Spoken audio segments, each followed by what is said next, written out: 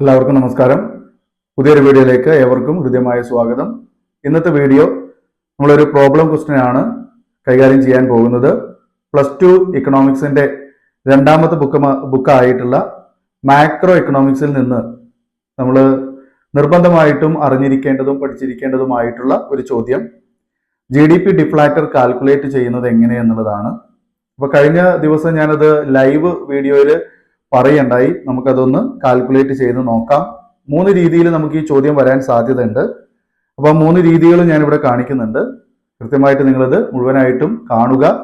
ഞാൻ ചെയ്യുന്ന രീതി എങ്ങനെയെന്നുള്ളത് നിങ്ങൾ മനസ്സിലാക്കണം. എങ്കിൽ മാത്രമേ നമുക്കിത് എളുപ്പത്തിൽ പഠിച്ചെടുക്കാൻ സാധിക്കുകയുള്ളൂ. ഇത് ഒരു 4 മാർക്കിന്റെ ചോദ്യമാണ്.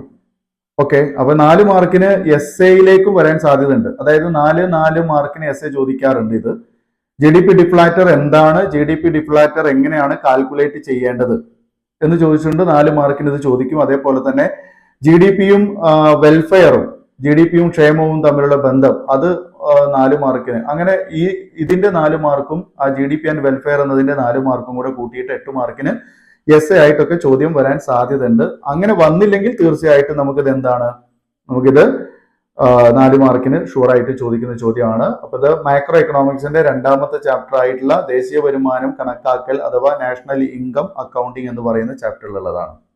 അപ്പൊ ഞാൻ ഇവിടെ കൊടുത്തിരിക്കുന്ന ചോദ്യം നോക്കാം. ഒരു സമ്പദ് വ്യവസ്ഥയുടെ നോമിനൽ GDP 4000 കോടിയും യഥാർത്ഥ GDP 2200 കോടിയുമാണ്. ആയാൽ GDP ഡിഫ്ലാറ്റർ കാണുക. അതാണ് ചോദ്യം. ഒരു സമ്പദ് വ്യവസ്ഥയുടെ നോമിനൽ GDP, അപ്പൊ നമ്മളോട് മനസ്സിലാക്കേണ്ട എന്താണ് നോമിനൽ GDP എന്നുള്ളത്. ഓക്കെ, അതുപോലെ യഥാർത്ഥ GDP. അപ്പൊ 2 GDPകൾ നമുക്കിവിടെ തന്നിട്ടുണ്ട്. ഈ 2 GDPകൾ വെച്ചിട്ടാണ് നമ്മൾ എന്ത് ചെയ്യേണ്ടത്? GDP ഡിഫ്ലാറ്റർ കാൽക്കുലേറ്റ് ചെയ്യേണ്ടത്. അപ്പോ സമ്പദ് വ്യവസ്ഥയുടെ നോമിനൽ GDP എന്ന് പറഞ്ഞാൽ, അപ്പൊ നമ്മൾ എന്താണ് GDP ഡിഫ്ലാറ്റർ എന്ന് ആദ്യം മനസ്സിലാക്കണം. GDP ഡിഫ്ലാറ്റർ എന്ന് പറഞ്ഞാൽ എന്താണ്, അതിന്റെ തിയറി നമ്മൾ ആദ്യം മനസ്സിലാക്കുക. അതായത് നോമിനൽ GDPയും അതുപോലെ പിന്നെന്താണ് റിയൽ GDPയും, അതായത് യഥാർത്ഥ GDPയും തമ്മിലുള്ള അനുപാതം, ഇതിനെയാണ് നമ്മൾ എന്ത് വിളിക്കുക? GDP ഡിഫ്ലാറ്റർ എന്ന് വിളിക്കുന്നത്. ഈ സംഭവമാണ് GDP ഡിഫ്ലാറ്റർ. ഓക്കെ, അപ്പൊ nominal GDP divided by real GDP into 100. അപ്പൊ നമുക്കിവിടെ നോക്കിയാൽ മനസ്സിലാവും. ഞാൻ ഇവിടെ നോമിനൽ എന്ന് കഴിഞ്ഞ് GDP എഴുതിയിരിക്കുന്നത് ക്യാപിറ്റൽ ലെറ്ററിലാണ്. താഴെ റിയൽ എന്ന് എഴുതിയിട്ട് അതിന്റെ കൂടെ എഴുതിയുള്ള GDP സ്മോൾ ലെറ്ററിലാണ്. അപ്പോ ഇത് തമ്മിലൊരു വ്യത്യാസമുണ്ട് അല്ലെ? GDP വായിക്കുമ്പോൾ രണ്ടും ഒരേപോലെയാണ്, പക്ഷെ എന്താണ്, കാണുമ്പോൾ വ്യത്യാസമുണ്ട് അല്ലെ? എഴുത്തിൽ വ്യത്യാസമുണ്ട്. അപ്പൊ ഇവിടെ ക്യാപിറ്റൽ GDP എന്നാണെങ്കിൽ, ഓക്കെ, ക്യാപിറ്റൽ ലെറ്ററിലാണ് GDP എന്ന് എഴുതുന്നതെങ്കിൽ അത് എന്തിനെ കാണിക്കുന്നതാണ്? അത് നോമിനൽ GDPയെ കാണിക്കുന്നതാണ്. ഓക്കെ, ക്യാപിറ്റൽ ലെറ്ററിലുള്ള GDP ആണെന്നുണ്ടെങ്കിൽ അത് നോമിനലിനെ കാണിക്കും. നോമിനൽ എന്ന് പറഞ്ഞാൽ എന്താണ്? തന്നാണ്ട് വിലയിലുള്ള എന്ന് പറയാം. ഓക്കെ, തന്നാണ്ട് വർഷത്തെ അല്ലെങ്കിൽ തന്നാണ്ട് വിലയിലുള്ള GDP എന്ന് വിളിക്കാം. അതല്ലെങ്കിൽ മലയാളത്തിൽ തന്നെ നോമിനൽ എന്നുള്ളത് തരാം. അതല്ലെങ്കിൽ നാമമാത്ര എന്ന് പറയാം. അതുമല്ലെങ്കിൽ നിലവിലുള്ള GDP, അങ്ങനെയൊക്കെ പറയാൻ പറ്റും. അല്ലെങ്കിൽ കറന്റ് പ്രൈസിലുള്ള GDP എന്നൊക്കെ ഇതിനെ വിളിക്കാൻ പറ്റും, നോമിനൽ എന്നുള്ളതിനെ. ഓക്കെ, സാധാരണ നമ്മൾ അതിനെ മലയാളീകരിക്കുന്നത് പണ GDP എന്നാണ്. പണ GDP എന്നും വിളിക്കും. ഓക്കെ, അപ്പൊ നോമിനൽ GDPയെ തന്നാണ്ട് വിലയിലുള്ള GDP എന്നോ പണ GDP എന്നോ ഒക്കെ വിളിക്കാം. മനസ്സിലാവുണ്ടല്ലോ? അതുപോലെ എന്ന് വെച്ചാല് ഇതെന്താണ്? ഇത് കറന്റ് പ്രൈസ് GDP ആണ്, നിലവിലുള്ള. അതാണ് തന്നാണ്ട് എന്ന് പറഞ്ഞാൽ നിലവിലുള്ളത് എന്നാണ്. കറന്റ് വിലയിലുള്ള അല്ലെങ്കിൽ കറന്റ് വർഷത്തെ GDP എന്നാണ്. റിയൽ GDP എന്ന് പറഞ്ഞാൽ എന്താണ്? യഥാർത്ഥ GDP എന്നാണ് അർത്ഥം. യഥാർത്ഥ GDP എന്നാണ്. ഓക്കെ, യഥാർത്ഥ GDP എന്ന് പറഞ്ഞാല് അതെന്താണ്? ബേസ് ഇയറിലുള്ള GDP ആയിരിക്കും, അടിസ്ഥാന വർഷത്തെ GDP ആയിരിക്കും. ഓക്കെ, റിയൽ GDP എന്ന് പറഞ്ഞാൽ എന്തായിരിക്കും? ഒന്നുകിൽ യഥാർത്ഥ GDP അല്ലെങ്കിൽ അടിസ്ഥാന വർഷത്തെ GDP എന്നൊക്കെ പറയാം അതിനെ. മനസ്സിലാവുണ്ടല്ലോ? യെസ്. അപ്പൊ ഇത് രണ്ടും നിങ്ങൾക്ക് മനസ്സിലായെന്ന് വിചാരിക്കുന്നു. അതായത് GDP ഡിഫ്ലാറ്റർ നമ്മൾ കാണുന്നത് എങ്ങനെയാണ്? GDP ഡിഫ്ലാറ്റർ നമ്മൾ കാണുന്നത്, അതിന് നമുക്കൊരു ഇക്വേഷൻ ഉണ്ട്. ആ ഇക്വേഷൻ എന്താണ്? GDP deflator equal to capital letter GDP divided by small letter GDP into 100 എന്ന സമവാക്യമാണ് ഉപയോഗിക്കുന്നത്. ഓക്കെ, അപ്പൊ എവിടെ G D P deflator calculate ചെയ്യാൻ പറഞ്ഞാൽ നമ്മൾ ഉപയോഗിക്കേണ്ട സമവാക്യം എന്താണ്? G D P deflator equal to G D P divided by G D P into 100 എന്നാണ്.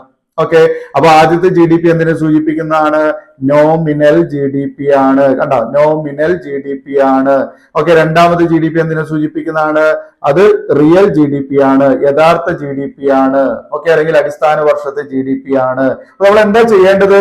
തന്നിരിക്കുന്ന നോമിനൽ ജി ഡി പിയുടെ വിലയെ, അല്ലെ, തന്നിരിക്കുന്ന യഥാർത്ഥ ജി ഡി പിയുടെ വില കൊണ്ട് ഹരിക്കുക, ശേഷം 100 കൊണ്ട് ഗുണിക്കുക. അത്രേ പണിയുള്ളൂ. അപ്പൊ നമുക്ക് എങ്ങനെ കിട്ടും? അവിടെ നോമിനൽ ജി ഡി പി എന്ന് പറഞ്ഞാൽ എത്രയാണ്? 4000. അത് നമ്മൾ ആ ഇക്വേഷനിൽ കൊടുക്കുക. 4000 ഡിവൈഡഡ് ബൈ അതുപോലെ 8. കണ്ടാ, 4000 കൊടുത്തു, അതുപോലെ ഡിവൈഡഡ് ബൈ അതുപോലെ എഴുതി.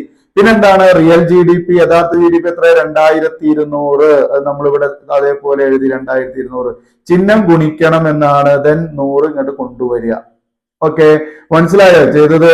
ഓക്കെ, അപ്പൊ നോമിനൽ ജി ഡി പിയുടെ സ്ഥാനത്ത് നോമിനൽ ജി ഡി പിയുടെ വില കൊടുക്കുക, അതുപോലെ യഥാർത്ഥ ജി ഡി പിയുടെ സ്ഥാനത്ത് യഥാർത്ഥ ജി ഡി പിയുടെ വില കൊടുക്കുക. അത്രേ ഉള്ളൂ.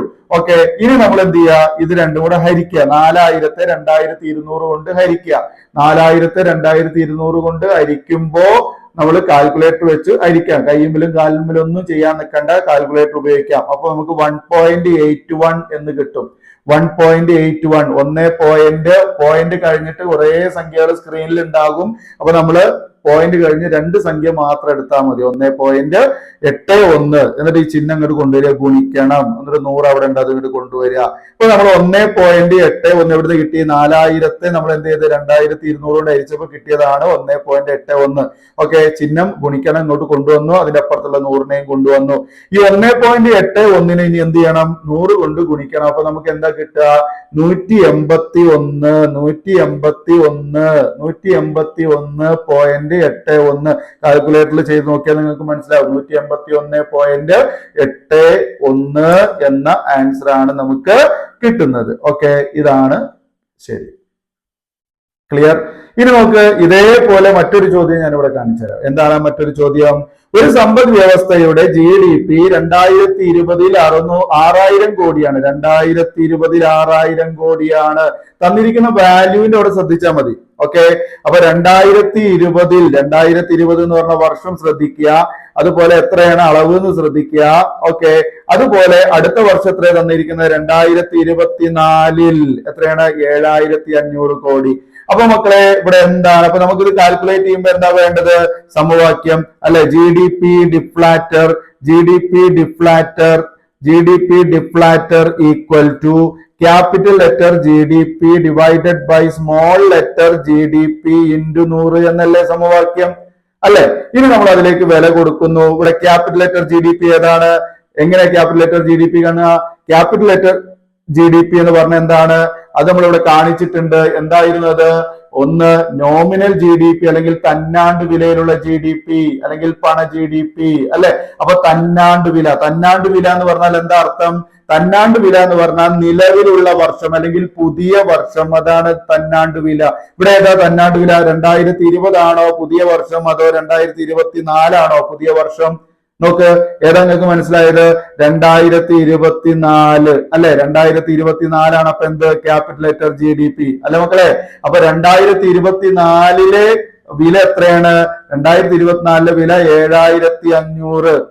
ഓക്കെ, അപ്പൊ ഒന്ന് കിട്ടിയ ബാക്കിയുള്ള നമുക്ക് ഇങ്ങോട്ട് കൊടുന്ന് എഴുതിയാൽ മതി. അപ്പൊ capital letter G D P ഇപ്പൊ എന്താ കിട്ടിയത്? 7500. എങ്ങനെ കിട്ടി? ആ capital letter G D P എന്ന് പറഞ്ഞാൽ തന്നാണ്ട് വിലയിലെ ജി ഡി പി ആണ്. ചോദ്യത്തിൽ നമുക്ക് തന്നിരിക്കുന്ന 2 വർഷമുണ്ട്. ഒന്ന് 2020 ആണ്, മറ്റൊന്ന് 2024 ആണ്. ഇതിൽ ഏതാണ് തന്നാണ്ട് വർഷം, അതായത് പുതിയ വർഷം? നിലവിലുള്ള വർഷം ഏതാണ്? അല്ലെങ്കിൽ നിലവിലുള്ളതെന്ന് പറഞ്ഞാൽ ഈ ഇപ്പൊ 2025 ആണ്, പക്ഷെ അതല്ല ഉദ്ദേശിക്കുന്നത്. ഈ തന്നിരിക്കുന്ന വർഷങ്ങളിൽ ഏതാണ് ഏറ്റവും പുതിയത്? അതാണ് തന്നാണ്ട് വർഷം. ഓക്കെ, അപ്പൊ ഇവിടെ 2024 ആണ് നമുക്ക് തന്നിരിക്കുന്ന പുതിയ വർഷം. അതുകൊണ്ട് അതിന്റെ വാല്യൂ നമ്മൾ ക്യാപിറ്റൽ ലെറ്റർ ജി ഡി പിന്റെ അവിടെ കൊടുന്ന് എഴുതി, അല്ലെ? ഡിവൈഡഡ് ബൈ അതുപോലെ വരച്ചു. പിന്നെന്താണ്? പിന്നെ അടുത്ത 2020 എന്ന് പറയുമ്പോൾ ഇപ്പൊ എന്തായിരിക്കും? അത് ബേസ് ഇയർ ആയിരിക്കും, അല്ലെങ്കിൽ അടിസ്ഥാന വർഷമായിരിക്കും. ഓക്കെ, അടിസ്ഥാന വർഷത്തെ വാല്യൂ എത്രയാണ്? 6000, അല്ലെ? ചിഹ്നം ഗുണിക്കണം, ദെൻ 100. അപ്പൊ എന്താ കിട്ടിയ നമുക്ക് വാല്യൂ? 7500 ഡിവൈഡഡ് ബൈ 6000 ഇൻറ്റു 100 എന്ന് കിട്ടി. 7500നെ 6000 കൊണ്ട് നമ്മൾ ഹരിച്ചു കഴിഞ്ഞാൽ നമുക്ക് എന്താ കിട്ടുക? 1.25 എന്നാണ് ആൻസർ കിട്ടുക. 1.25 എന്ന് കിട്ടും. ചിഹ്നം ഗുണിക്കണം എന്നുള്ളത് കൊണ്ടുവരിക, അപ്പുറത്ത് 100 ഉണ്ട് അത് ഇങ്ങോട്ട് എഴുതുക. ഇപ്പൊ നമുക്ക് ഇത് രണ്ടും കൂടെ നേരിട്ട് അങ്ങ് ഗുണിക്കുക. 1.25നെ 100 കൊണ്ട് ഗുണിച്ചാൽ എന്താ കിട്ടുക? 125 എന്ന് ഉത്തരം കിട്ടും. രണ്ടാമതും കിട്ടി. ഓക്കെ, അപ്പൊ രണ്ടാമത്തെ ചോദ്യം എങ്ങനെ വന്നു എന്നുള്ളതൊന്ന് മനസ്സിലാക്കിക്കോളെ. വർഷങ്ങളാണ് ഇവിടെ കൊടുത്തത്. അപ്പൊ വർഷങ്ങൾ കൊടുക്കുമ്പോൾ അത് എങ്ങനെ ഇങ്ങോട്ട് എഴുതുക എന്നുള്ളത് മനസ്സിലാക്കുക. ഇനി നമ്മൾ മറ്റൊരു ചോദ്യമാണ് കാണാൻ പോകുന്നത്. ഏതാണ് ആ ചോദ്യം? നോക്ക്, കറക്റ്റ് ആയിട്ട് ഞാൻ അത് അങ്ങനെ തന്നെ എഴുതിയിട്ടുണ്ട്. ഒരു സമ്പദ് വ്യവസ്ഥയുടെ തന്നാണ്ട് വിലയിലുള്ള GDP കണ്ട, അത് നിങ്ങൾക്ക് വളരെ എളുപ്പമാവും. ഇപ്പോ നേരത്തെ കണ്ടത് പഠിച്ചിട്ടുണ്ടെങ്കിൽ തന്നാണ്ട് വിലയിലുള്ള GDP 3500 CR ആണ്, കോടിയാണ്. അടിസ്ഥാന വർഷത്തെ വിലയിലുള്ള GDP 2000 കോടിയായിരുന്നു. അങ്ങനെയാണെങ്കിൽ GDP ഡിഫ്ലാറ്റർ കാണുക. അപ്പൊ തന്നിരിക്കുന്നത് എന്തൊക്കെയാണ്? തന്നാണ്ട് വിലയിലുള്ള GDP അല്ലെ? തന്നാണ്ട് വിലയിലുള്ള GDP നമുക്ക് തന്നിട്ടുണ്ട്. എത്രയാണ്? 3500 കോടി തന്നിട്ടുണ്ട്. തന്നാണ്ട് വിലയിലുള്ള GDP 3500 തന്നിട്ടുണ്ട്. അതുപോലെ അടിസ്ഥാന വർഷത്തെ GDP 2000 കോടിയും തന്നിട്ടുണ്ട്. അടിസ്ഥാന വർഷത്തെ GDP 2000 കോടിയും തന്നിട്ടുണ്ട്. ഓക്കെ, അപ്പൊ അങ്ങനെയാണെങ്കിൽ നമുക്ക് എന്താണ് ഈ സമവാക്യം കൊടുക്കുമ്പോൾ എന്താ എഴുതുക? GDP ഡിഫ്ലാറ്റർ, അങ്ങനെ തന്നെ എഴുതണം. അത് GDP deflator equal to capital letter GDP divided by small letter GDP ഗുണിക്കണം 100 എന്നാണ്. ആണല്ലോ? യെസ്, ഇതിങ്ങനെ കൂടെ എഴുതിയാലേ നിങ്ങൾക്ക് ഇത് വീണ്ടും മനസ്സിലാവുള്ളൂ, ഇത് മറക്കാതിരിക്കുള്ളൂ കേട്ടോ. ഓക്കെ, അപ്പൊ ഇവിടെ നമുക്ക് ക്യാപിറ്റൽ ലെറ്റർ GDP നിങ്ങൾ പറ, ഏതാണ്? എളുപ്പത്തിൽ കിട്ടൂലോ. ഏതാണ്? അടിസ്ഥാന വർഷത്തെ വിലയിലുള്ള GDP ആണോ? തന്നാണ്ട് വിലയിലുള്ള GDP ആണോ? ഏതാണ് ക്യാപിറ്റൽ ലെറ്റർ GDP? തന്നാണ്ട് വിലയിലുള്ള GDP അല്ലെ? തന്നാണ്ട് വിലയിലുള്ള GDP എത്രയാണ്? 3500 അല്ലെ? 3500. അപ്പൊ ക്യാപിറ്റൽ ലെറ്റർ GDPന്റെ അവിടെ നമ്മൾ എന്ത് കൊടുത്തു? 3500 കൊടുത്തു. ഡിവൈഡഡ് ബൈ ചിഹ്നം വരച്ചു. ദെൻ അടിസ്ഥാന വർഷത്തെ വിലയിലുള്ള GDP എത്രയാണ്? അത് നമുക്ക് 2000 തന്നിട്ടുണ്ട്. അത് താഴെ കൊടുന്ന് എഴുതുക. അപ്പൊ 3500 ഡിവൈഡഡ് ബൈ 2000, ചിഹ്നം ഗുണിക്കണം. ദെൻ 100 ഉണ്ട്, അങ്ങോട്ട് കൊണ്ടുവരിക. 3500നെ 2000 കൊണ്ട് ഡിവൈഡ് ചെയ്താൽ നമുക്ക് എന്താ കിട്ടുക? നമുക്ക് 1.75 എന്ന് പറയുന്ന ഒരു സംഖ്യ കിട്ടും അല്ലെ? 1.75 എന്ന് പറയുന്ന ഒരു സംഖ്യ കിട്ടും.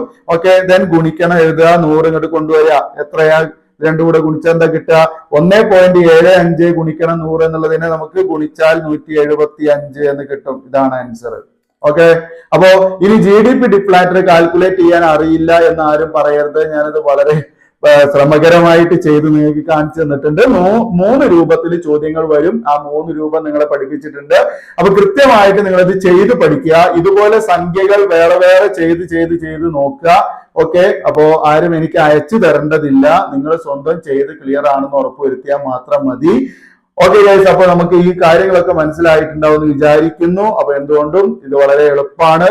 വളരെ ബുദ്ധിമുട്ടായിട്ടൊന്നും പഠിക്കേണ്ടതില്ല. വളരെ ഈസി ആയിട്ട് പഠിക്കാം. പഠിച്ചത് മറന്നു പോവാതിരിക്കാൻ വീണ്ടും എഴുതി ചെയ്ത് പഠിക്കാത്തേ രക്ഷയുള്ളൂ. ഓക്കെ, അപ്പൊ ഈ വീഡിയോ നിങ്ങൾക്ക് ഇഷ്ടപ്പെടുകയാണെങ്കിൽ തീർച്ചയായും ലൈക്ക് ചെയ്യാനും അതുപോലെ സബ്സ്ക്രൈബ് ചെയ്ത് ബെൽ ബട്ടൺ എനേബിൾ ചെയ്ത് വെക്കാനും മറക്കരുത്. അതുപോലെ മാക്സിമം സപ്പോർട്ട് ചെയ്യുക, ഷെയർ ചെയ്യുക. ഇനി നമുക്ക് വീണ്ടും പുതിയൊരു ടോപ്പിക്കുമായിട്ട് പുതിയ വീഡിയോയിൽ കാണാം. വീഡിയോ കണ്ടിരുന്ന എല്ലാവർക്കും നന്ദി. Thanks for watching.